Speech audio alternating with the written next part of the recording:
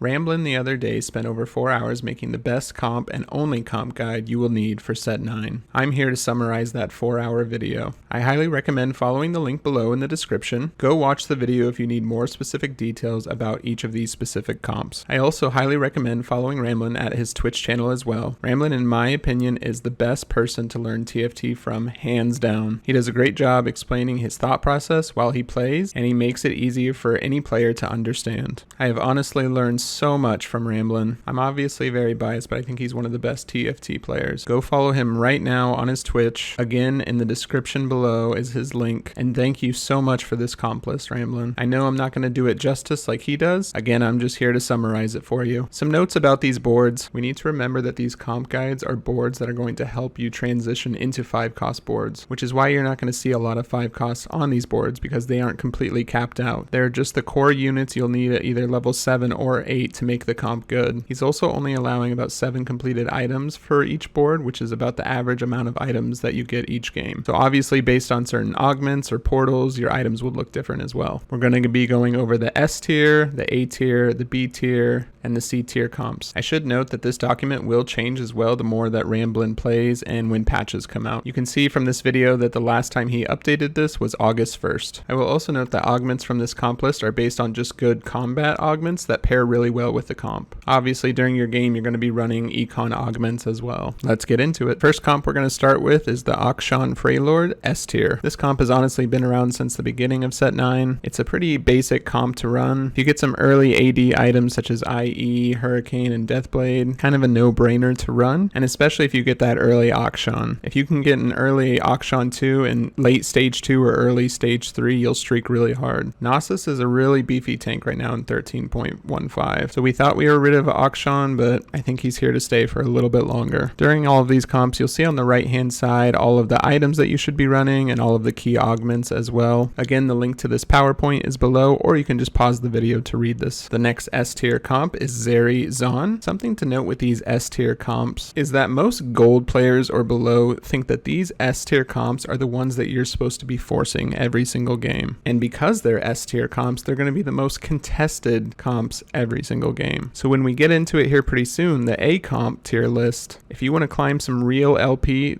that's the comp list that you need to really focus on if you're gold or below. But for this Zeri Zaun build, it's pretty straightforward. Hopefully early game you get a good Jinx and a good Warwick, and you can just put all of your items on Jinx that you'll end up on Zeri, and then you can just drop Jinx and add another Jinx later. So this is another really good AD comp to run. I think this is the top S tier one right now actually. You're going to see that long distance pals is almost in all of his comps. It's really strong right now. And I personally have loved building up Urgot as well. Putting a BT and a Titans and a Hodge on him, he's just really tanky. He's going to be able to stall out the opponent's board while Zeri just cleans everything up. This is honestly probably one of the funnest comps right now to run. The last S tier comp is Lux Sorcerers. So as I mentioned earlier, we're not maxing these comps out with this composition right here. We can easily get rid of Lux and put Ahri in her place. But again, these comps are with no 5 cost. This is probably my favorite AP build to run right now. I like this one over Invoker, even though Karma is really fun to play as well. Ramblinnn does say putting the Source Spat on Sonya or Shen or Jarvan is a good idea. I've had a few games where I put the Source Spat on Karma and it's worked out really well. From my experience, Sorcerers have been really strong since the beginning of set 9. So if you really like AP comps, this is the comp to go with, especially if you're getting a strong Taric and Swain opening. I personally think 4 Sorcerers is not that strong. It's strong stage 2 and stage 3 a little bit, but it falls off a little bit later, but 6 Sorcerer is going to get you to that top 4. Next up is the first A tier comp, Darius / Katarina and Noxus. I'll say that this comp has been around since the beginning of set 9 as well. This comp kind of fell off last patch, but with the buffs to Swain, Cassiopeia, and Samira right now, it's really easy to get those Noxus streaks going again. Because this was last updated August 1st, I don't think he knows about the Samira reroll, so a lot more players are going to be focusing on that and contesting that, so this might not be an easy A tier comp to run right now. With this comp, you do need a mix of AP